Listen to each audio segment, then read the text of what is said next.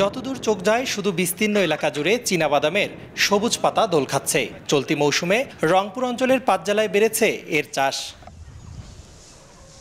রংপুর জেলার কাউনিয়া উপজেলার কৃষক শহীদুল ইসলাম ব্যস্ত বাদাম তুলতে। খরায় অতিরিক্ত সেচ দিয়েও ধানের চেয়ে বাদামে বেশি লাভের আশা তার।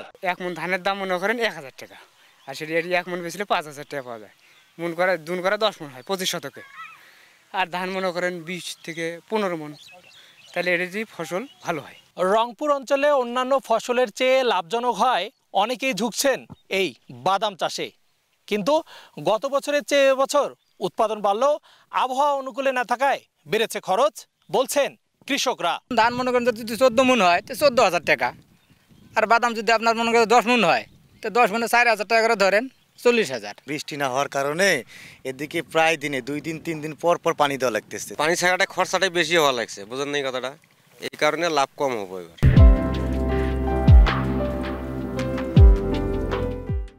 এবছর রংপুর অঞ্চলে ৫,৫২৫ হেক্টর জমিতে বাদামের লক্ষ্যমাত্রা নির্ধারণ করেছে কৃষি বিভাগ। যদি আমাদের বিশেষ কোনো প্রাকৃতিক বিপর্যয় না হয়, বিশেষ করে আর্লি বন্যা, ফ্লাশ ফ্লাড এগুলো যদি না হয়, তাহলে এই খরিফ প্যাকের বাদামটাও কৃষকরা সুন্দরভাবে তুলতে পারবে এবং টার্গেট পূরণ হবে।